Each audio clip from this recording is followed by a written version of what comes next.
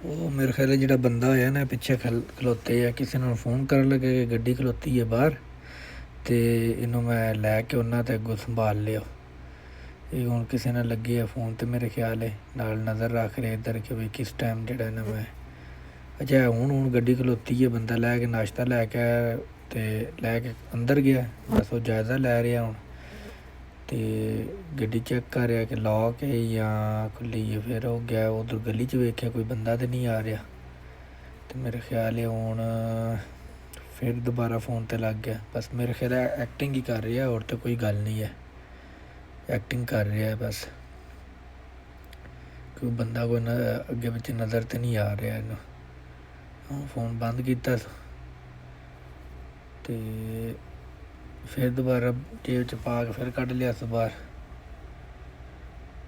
ਇਹ ਖੋਲ੍ਹ ਸੀ ਗੱਡੀ, ਉਹ ਬਹਿ ਗਿਆ ਵਿੱਚ। ਉਹ ਗੱਡੀ ਮੇਰੇ ਖਿਆਲ ਜਿਹੜੀ ਹੈ ਨਾ ਉਹ ਰਿਮੋਟ ਵਾਲੀ, ਉਹ ਬੰਦਾ ਨਿਕਲ ਆਇਆ ਬਾਹਰ, ਉਹ ਵਿਚਾਰਾ ਥੱਲੇ ਡਿੱਗ ਗਿਆ ਅਤੇ ਨੱਸ ਲੈ ਕੇ ਗੱਡੀ ਨਾਲ ਨਿਕਲ ਗਿਆ ਮੇਰੇ ਖਿਆਲ ਹੈ। ਦੂਸਰਾ ਬੰਦਾ ਬਾਈਕ 'ਤੇ ਨਿਕਲਿਆ ਵੇ, ਮਹੱਲਾ ਸਾਰਾ ਹੀ ਬਾਹਰ ਆ ਗਿਆ ਵੇ।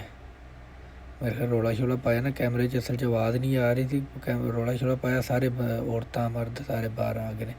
ਇਹ ਗਲੀ 'ਚ ਦੂਸਰਾ ਕੈਮਰਾ ਲੱਗੇ ਇਹਦੀ ਉੱਥੇ ਦੀ ਹੈ। ਅੱਛਾ ਇਹ ਸਰ ਜੀ ਸਾਡੀ ਆਪਣੀ ਪਾਕਿਸਤਾਨ ਗਲੀ ਦੇ ਨਾਲ ਗਲੀ ਉਹਦੇ 'ਚ ਐਡ ਕੀਤੀ ਹੋਈ ਹੈ 2-3 ਦਿਨ ਪਹਿਲਾਂ, ਮਗਰ ਅਲਹਮਦੁਲਿਲਾ ਮੇਰੇ ਖਿਆਲ ਹੈ ਜਿਹੜਾ ਨਾ ਮੁਜਰਮ ਪਕੜਾ ਗਿਆ ਵਾ। ਇਹ ਰਿਵਰਸ 'ਚੋਂ ਗੱਡੀ ਨਿਕਲੀ, ਗੱਡੀ ਪਿੱਛੇ ਬੰਦੇ ਉਹ ਹੋਏ ਸਾਰੇ ਮਹੱਲਾ ਨਿਕਲ ਗਿਆ, ਮਗਰ ਉਹ ਲੈ ਕੇ ਨਿਕਲ ਗਿਆ ਗੱਡੀ, ਕਾਫੀ ਅੱਗੇ ਨਿਕਲ ਗਿਆ ਵੇ, ਕੋਈ ਨਹੀਂ ਪਕੜ ਸਕਿਆ ਉਹਨੂੰ।